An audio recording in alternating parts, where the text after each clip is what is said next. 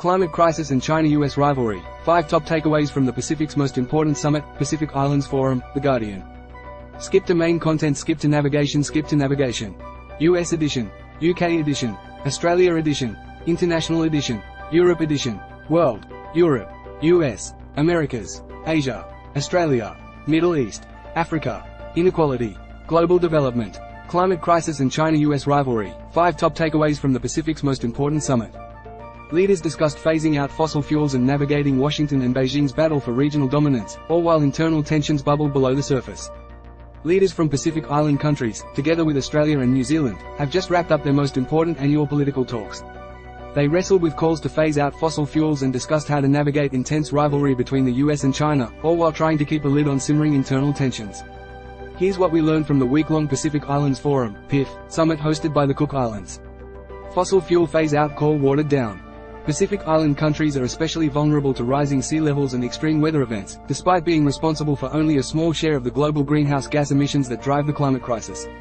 That means the climate crisis is always among the highest priorities for any PIF meeting.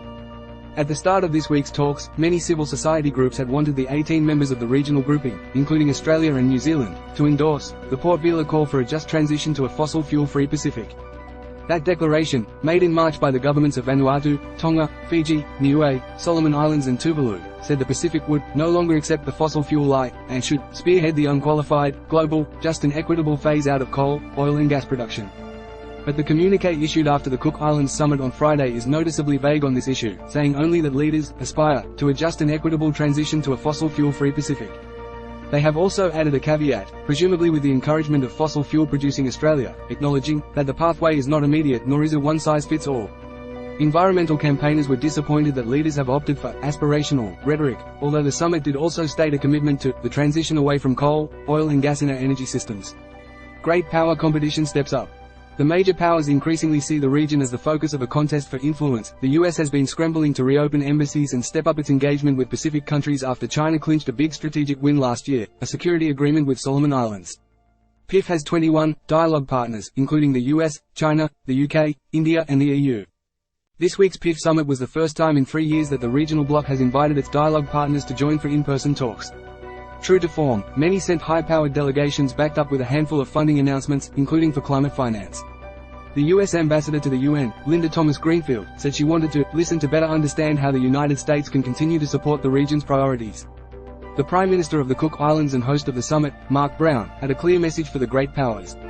He said the region was the focus of heightened geostrategic interest, but that will not and it should not dictate how we advance and progress the priorities that we have determined, foremost of which is climate change. Pacific Island leaders are worried about the region being seen as a geopolitical chessboard and a venue for hard power projection, with many governments proclaiming they are friends to all, enemies to none. With this in mind, the Prime Minister of Fiji, Sitiveni Rabuka, proposed a concept aimed at ensuring great power competition doesn't slide into conflict. He suggested that PIF leaders should agree to designate the Pacific as a zone of peace. This would involve countries in the region agreeing to refrain from actions that may jeopardize regional order and stability, but it's also another way to prioritize environmental protection, with Rabuka suggesting conservation would be a core part of maintaining peace. Speaking after leaders held more informal talks off the island of Aitutaki, Brown said they welcomed Rabuka's presentation and would flesh out the concept in time for next year's PIF summit. Brown said next year, we should have some form of declaration ready that will declare our Pacific region an area of peace. They hoped that this declaration would cause a rippling out of peaceful intentions. Nuclear safety issues remain sensitive. Given the Pacific's history as a nuclear weapons testing zone, any issue to do with nuclear safety is seen as particularly sensitive. This was the first PIF leaders meeting since Japan began releasing treated water from the site of the Fukushima Daiichi nuclear power plant disaster into the Pacific Ocean. Some non-government organizations on the sidelines of the event urged leaders to take a very firm stance against Japan's very UN Pacific-like plan to discharge more than 1 meter tons of such water. It was clear this week that some leaders continue to hold concerns about the issue, despite assurances from Japan and a report from the International Atomic Energy Agency that concluded the planned discharge would have a negligible radiological impact on people and the environment. But leaders this week recognized the sovereignty of members to determine their own national positions on this critical issue, and vowed to step up local monitoring capabilities to keep an eye on any problems.